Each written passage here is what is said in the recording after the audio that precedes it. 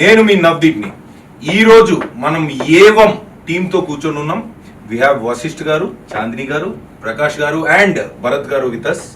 ఈ సినిమా కథ గురించి నాకేం తెలీదు, ఈ సినిమా అసలు దేని గురించో నాకేం తెలీదు, ఈ సినిమా అసలు ఏంటో నాకు అసలు ఏం తెలీదు అని ఊహించుకొని ఒక కామన్ మ్యాన్, ఒక కామన్ ఆడియన్గా ఈ సినిమా పోస్టర్ని, ఈ సినిమా ఫస్ట్ లుక్ని, ఈ సినిమా ట్రైలర్ని, టీజర్ని చూసిన ఒక కామన్ మ్యాన్ లాగా ఈరోజు నేను క్వశ్చన్స్ అడుగుదాం అనుకుంటున్నాను. Hello sir. Hello hello hello hello madam. Hello everybody. Sir చెప్పండి, ప్రకాష్ గారు, 2010లో మీరు ఓం శాంతి అని ఒక సినిమా తీశారు. దాని తర్వాత ఇంత గ్యాప్ ఎందుకు దొరికింది? చాందిని డేట్స్ దొరకలేదా మీకు? వశిష్ఠ డేట్స్ దొరకలేదా? భరత్ డేట్స్ దొరకలేదా? ఎవరి డేట్స్ దొరక మీరు ఇన్ని సంవత్సరాలు మీరు గ్యాప్ తీసుకున్నా నాకు చెప్పండి. నవదీప్ డేట్స్ దొరకలేదు sir I'm not Navdeep in this programme. నాకు నవదీప్ అనే టింకు, నేను జస్ట్ టింకు. నేను ఏవం అనే సినిమా ఇదేంటి ఇంట్రెస్టింగ్ గా ఉంది, చాందిని ఏంటి ఏ సినిమా చేసినా హిట్ అవుతుంది, ఈ అమ్మాయి పరిస్థితి ఏంటో కనుక్కుందామని, తర్వాత కేజీఎఫ్ చూసి ఇతనేంటి టూ మచ్గా ఉన్నాడు, కన్నడ నుంచి వచ్చి ఇక్కడ ఏంటి అని తెలుసుకుందామని, లంపసింగిలో పాట ఒకటి చూశాను, బాగుంది, క్యూట్ గా ఉన్నాడు ఈ భరత్, అసలు ఏంటి ఇదంతా సెటప్ అని తెలుసుకుందామని నవదీప్ కాదు సార్ నేను ఈరోజు. జస్ట్ గ్యాప్ ఎందుకు వచ్చిందంటే అసలు ఇది గ్యాపే కాదు. ఎందుకు అంటే I never wanted to become a professional director. Direction almost is like my passion. So అప్పుడు ఖచ్చితంగా చెప్దాం అనుకున్న కథ ఒకటి వచ్చింది, ఓం శాంతి. అది నవదీప్ అని ఒక యాక్టర్ ఉన్నారు తెలుగులో, ఫస్ట్ ఆయనకే చెప్పాను జై తేజ గారి జై, ఆయనకి చెప్పాను first. He like it and we did that. దాని తర్వాత కోవిడ్ టైంలో ఫామ్ హౌస్లో ఖాళీగా కూర్చున్నప్పుడు ఇచ్చి స్క్రాచ్ చేసుకుందాము అంటే మళ్ళీ స్టోరీ మాకు ఇచ్చి వచ్చింది. సరే then I was thinking about and story came out. ఈ కథ చెప్దామా అని మళ్ళీ ఒక మన ఇండస్ట్రీలోనే నవదీప్ అని ఒక యాక్టర్ సీ స్పేస్ అని చెప్పి ఒకటి పెట్టారు. మాలాంటి కళాకారుల్ని ప్రోత్సహించడానికి, సపోర్ట్ ఇవ్వడానికి, ఇండస్ట్రీలో సంబంధం లేకుండా వచ్చి తీయించడానికి పెట్టారన్నమాట. ఆయన్ని కలిసి కథ చెప్తే బాగుందండి చేద్దాం అని అన్నారు. అలా అనుకోకుండా మళ్ళీ ఇంకోటి తీశాను. ఎందుకు ఈ కథలో ఏంటి స్పెషాలిటీ? టింకు ఎందుకు రావాలి థియేటర్కి అనేది టింకు గారి క్వశ్చన్. చెప్పండి. సో కొంచెం నేను చెప్తాను, మిగిలిన కొంచెం చాందిని చెప్తే బాగుంది. అందరూ చెప్తారు, అందరూ చెప్పండి. అయితే అంటే యాజ్ డైరెక్టర్ గా ఫస్ట్ మీ పాయింట్, మీరు కథ మీరు స్టార్ట్ చేశారు కాబట్టి దాని తర్వాత వస్తా ఒక్కొక్కరి దగ్గర. ఇందులో మోస్ట్ ఇంట్రెస్టింగ్ థింగ్ దట్ నాకు అనిపించింది ఏంటంటే, ఇప్పుడు థ్రిల్లర్ యాక్ట్ 1, యాక్ట్ 2, యాక్ట్ 3 అనుకుని రాసింది కాదు. ఈ థ్రిల్లరు, ఫీమేల్ ఓరియంటెడ్ ఏమో తర్వాత వచ్చినాయి. ఫస్ట్ అనుకోకుండా వచ్చిన కథ ఇది. నేను వికారాబాద్లో 2 years టైం స్పెండ్ చేయటం, ఆ లొకేషన్స్లో తిరగటం, కొంచెం లొకేషన్ కూడా ఇన్స్పైర్ చేసింది. సో మన డే టు డే లైఫ్లో ఉన్న క్యారెక్టర్స్, ఒక సిస్టంతో పోరాడుతూ ఉన్న ఒక ఆడపిల్ల, పోరాటం అని సార్ ఆవిడ సిస్టమ్ అంటే కాదు, సిస్టమ్ తో పోరాడుతుంది అనగానే ఆవిడ సినిమాలో క్యారెక్టర్ కాదు సార్, బయట కూడా అదే. బయట కూడా ఇంటర్వ్యూలో మేము చూస్తూ ఉంటాం సిస్టమ్ తో పాటు. మమ్మల్ని అడగరా క్వశ్చన్స్ మీరు అని చెప్పి వేసేసుకుంటా ఉంటారు. అలా మామూలుది కాదు ఈవిడ.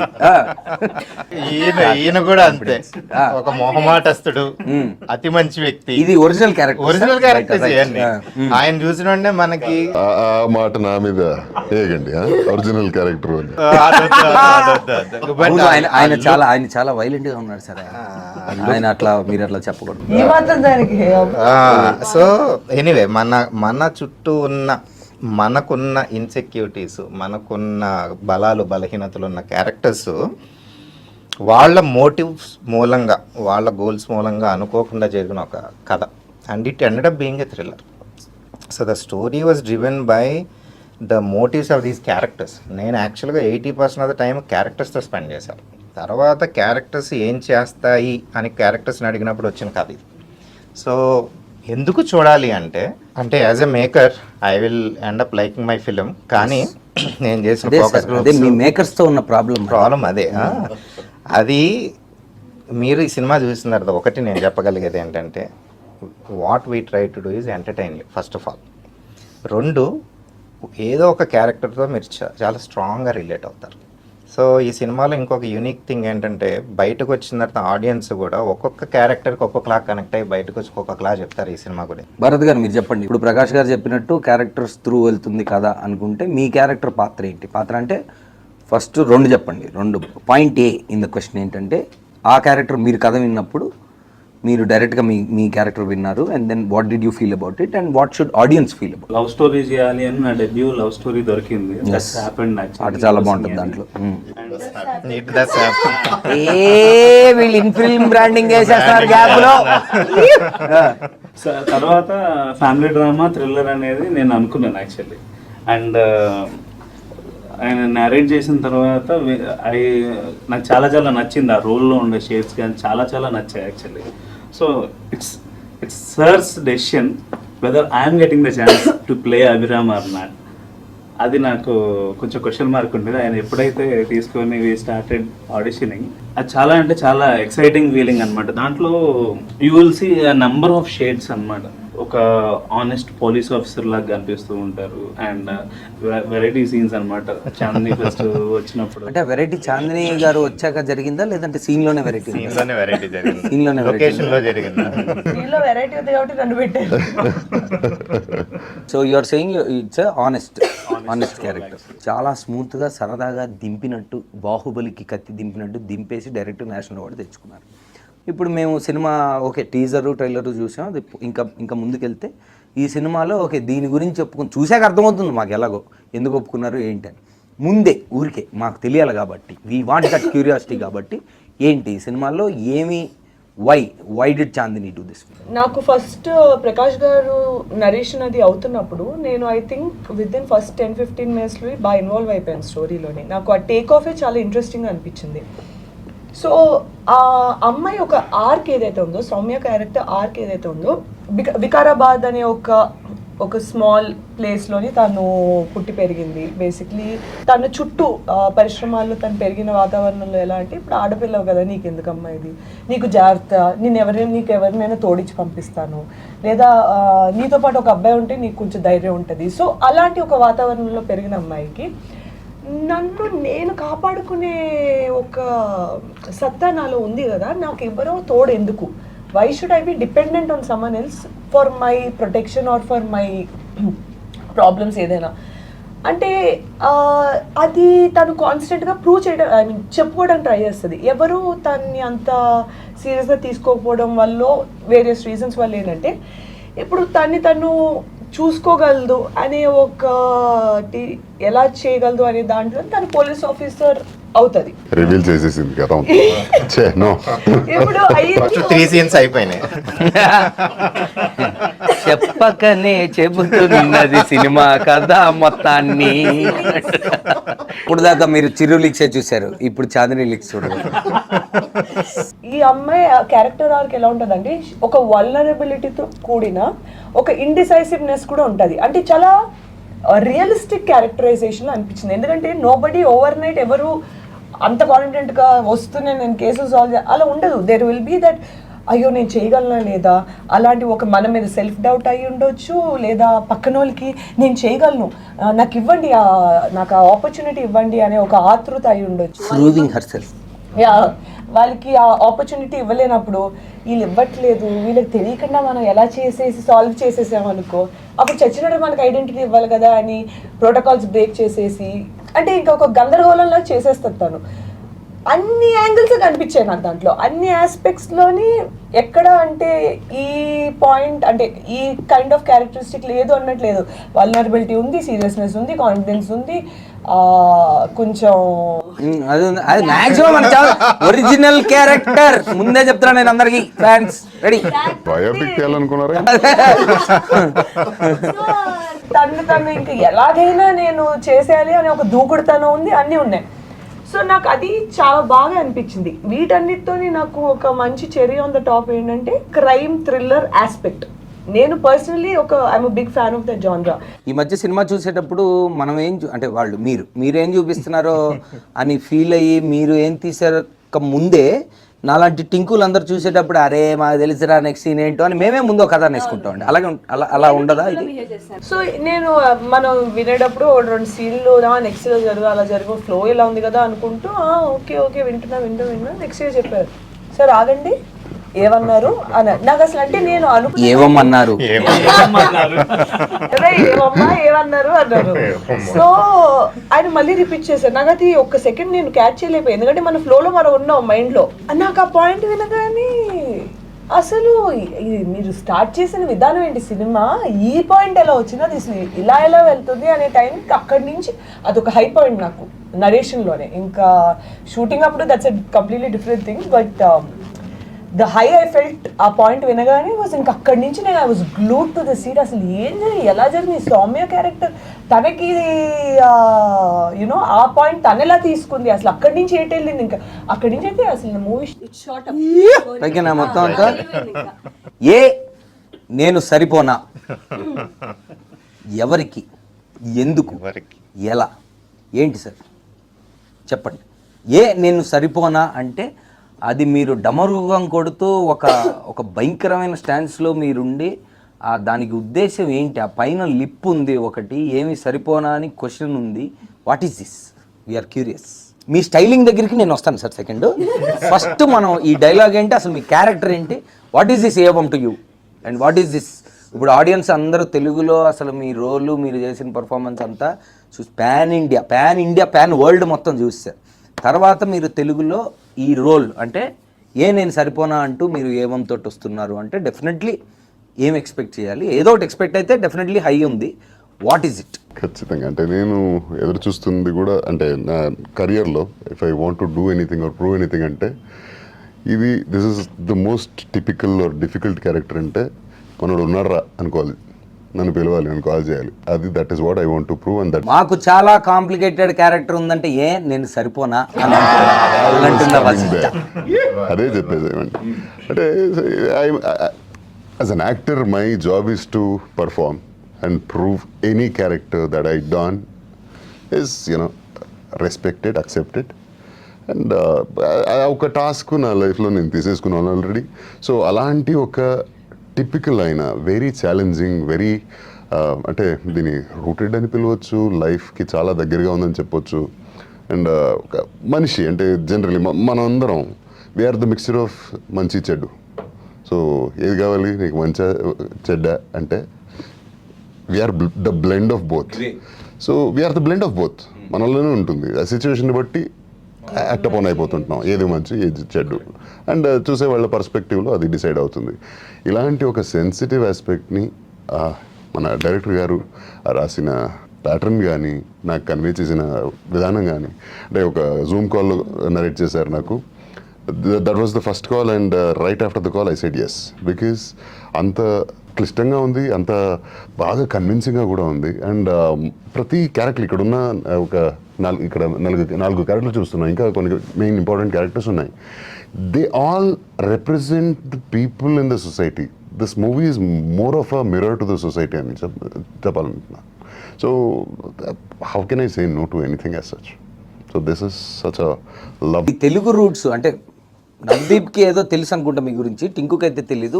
హౌ అంటే మీకు తెలుగు ఇంత బాగా రావడానికి అంటే మీ లింక్ ఏంటి సార్ తెలుగు? అంటే అఫ్ కోర్స్ రూట్స్, నా యాన్సిస్టర్స్ వచ్చి కరీంనగర్లో ఉండేవాళ్ళట ఒకప్పుడు చాలా. అరే మన కరీంనగర్ పొరగాడు అందరు అనుకుంటారు బెంగళూరు అని, చెప్పండి.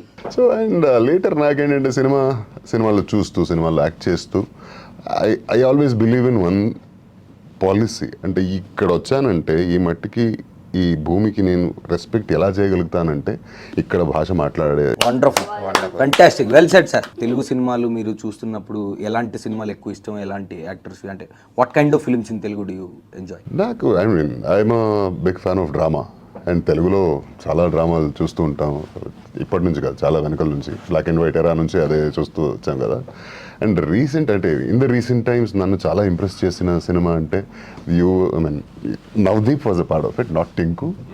Arya had such an impact on me as an audience. ఆ సినిమా చూసినప్పటి నుంచి ఎప్పుడైనా నేను యాక్టర్ అయితే సో ఇలాంటిది ఒక సినిమా పడాలరా నా లైఫ్లో అని. So that had a lot of impact on, of course, a lot of Kannada movies too. And since I born and brought up there, అక్కడ కూడా చాలా సినిమాలు నాకు ఇంప్రెస్ చేసినాయి. Arya was a path breaker. అంటే ప్రెజెంటేషన్ కానీ, ఆ క్యారెక్టరైజేషన్ కానీ ఇది చాలా స్పెషల్ అనిపించింది. అండ్ మన బన్నీ గారి క్యారెక్టర్ అయితే like it is so unpredictable and it is so well written. రేనెస్ కా బాప్ అసలు ఒక్కొక్క క్యారెక్టర్ దాంట్లో అసలు భయంకరంగా ఉంటుంది అసలు. Typical, everything is so typical. దాన్ని అంటే అలాంటి క్యారెక్టర్లు అప్పటి నుంచి నాకు maybe somewhere it started rooting in me that, you know, difficult లేదా complicated characters చేయాలని. And now I'm so lucky that కన్నడలో కానీ తెలుగులో కానీ తమిళ్లో కానీ all the characters that I'm getting are so good and so I'm so joyful right now. Title ఏవంలో మీరు పెట్టారు, ఒక కాంటెస్ట్, దాంట్లో జనాలు బాగా పార్టిసిపేట్ చేశారు, అదంతా ఓకే. ఇప్పుడు అంటే ఇప్పుడు రెగ్యులర్గా వస్తున్న సినిమాల్లో ఇప్పుడు వస్తున్న ట్రెండ్ ప్రకారం చాలా క్యాచీగా ఉండాలి టైటిల్, లేదా చూడంగానే వినంగానే విని బాగుండాలి, ఇలాగ ఏదేదో అనుకుంటున్నారు సార్.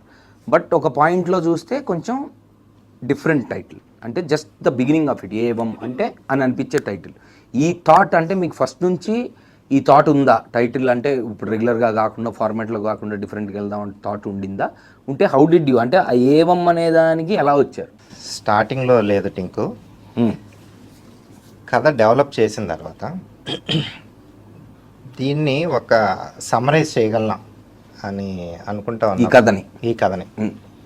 సో ఈ కథలో ఒక్కటి ఏంటంటే, నేను ఒక 1 minute ఎలాబరేట్ చేసి చెప్తాను. చెప్పండి సార్. రాముడు సీతను పెళ్లి చేసుకున్నాడు, రావణాసుడు సీతను తీసుకెళ్ళిపోయాడు, రాముడు కష్టాలు పడి సీతను రక్షించుకుని ఇంటికి తెచ్చుకున్నాడు. ది ఎండ్, సింపుల్గా. ఇప్పుడు ది ఎండ్ అన్నప్పుడు మీరు ఒక ఫీల్తో ఈ కథలోంచి ఎగ్జిట్ అవుతారు. ఇక్కడ నేను ది ఎండ్ అనకుండా సీతను రక్షించుకుని రాముడు సీతని అగ్నిప్రవేశం చేయమన్నాడు నీ ఇన్నోసెన్స్ని ప్రూవ్ చేసుకోవడానికి. సీత అగ్నిప్రవేశం చేసింది. బయటకు వచ్చిన తర్వాత రాముడు సరే అయితే నాతో రావచ్చు అన్నాడు. ఇప్పుడు ది ఎండ్ అన్నాను. ఈ ఒక్క లైన్ యాడ్ చేసిన తర్వాత మీ టేక్అవే మారుతుంది depending on who you are. So ఇక్కడ నేను సెకండ్ టైం ది ఎండ్ చెప్పిన తర్వాత ఈ విధంగా రాముని మంచితనం, సీత మంచితనం నేను కంక్లూడ్ చేయకుండా అక్కడ ది ఎండ్ అని వదిలేసాను అనుకోండి. The takeaway is with you. As a story teller I told you the story. So Evam అంటే ఏంటంటే, ఇది ఇలా జరిగింది, ఇట్ డస్ హ్యాపెన్. సో ఇది ఇలా జరిగింది, ఇందులో ఎవరు మంచి ఎవరు చెడు, ఏది మంచి ఏది చెడు ఈజ్ ఆడియన్స్ టేక్అవే. మీ ఇష్టం అంటారు. మీ ఇష్టం అంటారు. కరెక్ట్. అది డిఫరెంట్ టేక్అవేస్ ఉంటాయి మన సినిమాకి. సో అందుకని కథ ఎక్కడైతే ఆపాలో అక్కడ ఆపి ఏవం అన్నాం. అందుకని అది అంటే ఇది ఇలా జరిగింది అని చెప్పడం ఎలాగా అని కొట్టుకుంటామంటే, ఉన్న హ్యాబిట్ ఏంటంటే వర్డ్ రూట్స్ వెతుకుతూ ఉంటాం. లాటిన్ రూట్ అలా. నాకు లక్కీగా సాంస్క్రిట్ రూట్ దొరికింది, ఏవా అనే వర్డ్. సో ఏవా వర్డ్తో నేను సాంస్క్రిట్ డిక్షనరీలో ఎదిగితే ఏవం దొరికింది. ఏవం ఇట్ డస్ హ్యాపెన్. అరే నా కోసం ఎవరు ఈ వర్డ్ క్రియేట్ చేశారు, అప్పటివరకు నాకు తెలియదు ఈ వర్డ్. అరే ఈ వర్డ్ మన కోసమే క్రియేట్ చేశారు అనుకుని వెంటనే పిచ్ చేశాను. Everyone like it. ఆ సార్ కాస్ట్యూమ్ ఏంటో నాకు తెలుసుకోవాలి సార్. ఏంటి, వాట్ ఈస్ ది స్టైలింగ్? వికారాబాద్లో నేనైతే చూడలే, వికారాబాద్లో ఇటువంటి స్టైలింగ్ అయితే నేను చూడలేదు. దాని కథ ఏంది, చెప్పచ్చా చెప్పకూడదా, థియేటర్లోనే తెలుసుకోవాలనేది నాకు చెప్పాల్సిందే. ఈ ఒక్క విషయం మటుకు థియేటర్లో చూడాలి. చెప్పరా? సరే మన బయలుదేరుతాం. చిన్న జస్ట్ చెప్పొచ్చు అంటే ఏంటంటే, మనందరికీ ప్రతిఒడికి ఏదైనా చూసినప్పుడు నాకు ఇలాంటి కాస్ట్యూమ్ కావాలి, నాకు అలాంటి కార్ కావాలి, ఇలాంటి బైక్ కావాలి, ఇలాంటి అమ్మాయి కావాలి, కోరికలు ఉంటాయి కదా. ఆ ప్రతి ఒక అంటే వయసులో ఉన్న అబ్బాయి కోరిక రిప్రజెంటేటివ్ యుగంధర్. అది ఇప్పుడు అర్థమైంది నాకు, నేను సరిపోనా అంటే. So now you know the attire comes where it comes from. నాకు అర్థమైంది. నాలాంటి తుంటరి టింకులందరికీ ఈ కుర్ర క్యారెక్టర్ బాగా నచ్చింది, నేను సరిపోనా అని. బయట అంతా ఇలాగే ఉన్నారు సార్ మార్కెట్లో. ఎవడన్నా ఎక్కువ మాట్లాడితే నేను సరిపోనా అని అంటున్నారు. మీకు టీజర్ ఎలా అనిపించింది? నాకు అదే చెప్పకుండా చెప్పినట్టు అనిపించింది నాకు. సాంగ్ విన్నారా టింకు గారు మీరు? ఏ సాంగ్ సార్? ర్యాప్ సాంగ్ కదా.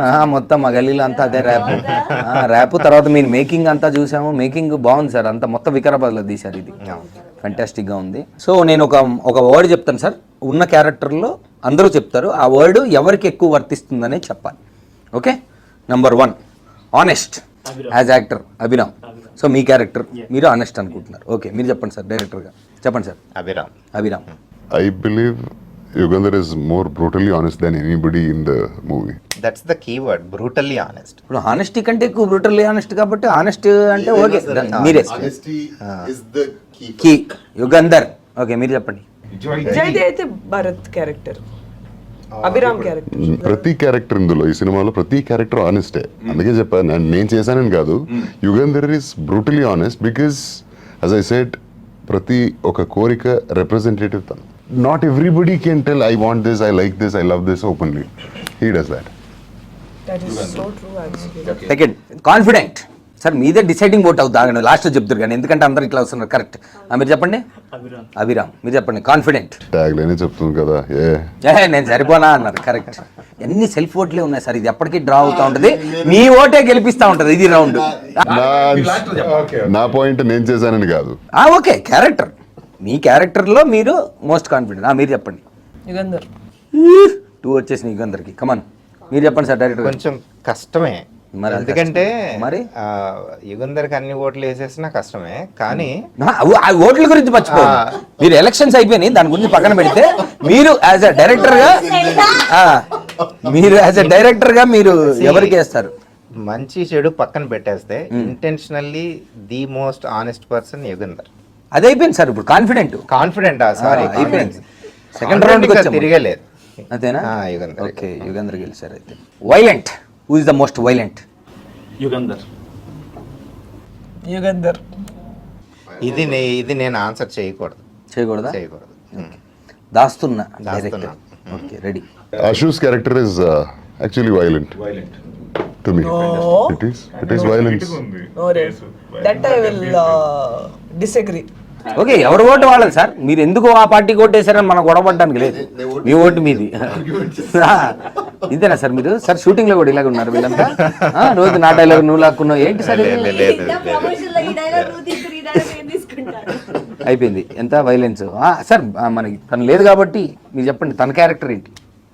అంటే సొసైటీలో ఎలాంటి, మీరు ఇందాక అన్నారు కదా అద్దం పట్టినట్టు ఉంటుందని. ఇప్పుడు వీళ్ళు ముగ్గురు ఇక్కడ ఉన్నారు చెప్పారు.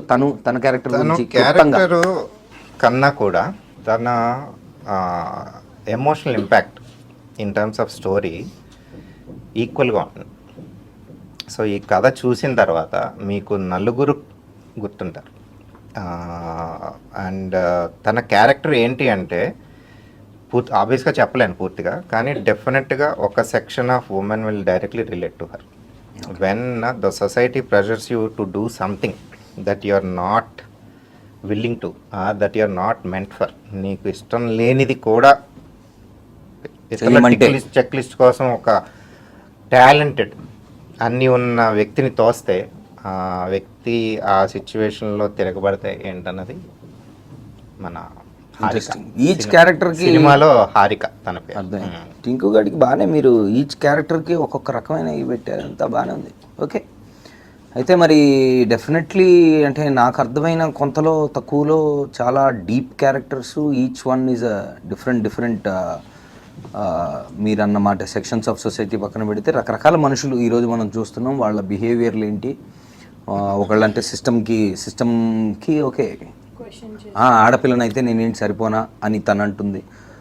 హారిక క్యారెక్టర్ అషు ఏమో మరి సొసైటీ నా బాడీ సూపర్ డీలక్స్ అంటూ మరి సొసైటీ నాకేం నువ్వేంటి నాకు చెప్పేది నా ఇష్టం లేని చెప్తా అన్నట్టుగా ఏదో అంటున్నారు. మీరేమో కాన్ఫిడెంట్గా అదేంటి హానెస్ట్గా ఉన్నారు. మరి ఆయన ఏమో నేనేమో సరిపోనా అంటున్నారు. సో నాకు అర్థమైన డిగ్రీ చదువుకొని కింది స్థాయి వాడినైనా నాకు అర్థమైంది ఏంటంటే డెఫినెట్లీ ఇదొక ఇంటెన్స్ క్యారెక్టర్స్ మధ్యలో జరిగే ఒక గిల్మా అనేది మాత్రం నాకు అర్థమైంది. So all the best to all of you guys. 14th జూన్న మరి థియేటర్లో చూసుకుందాము వీళ్ళ ప్రతాపము మన ప్రతాపము. Thank you. All the best everybody. All the best sir. All the best.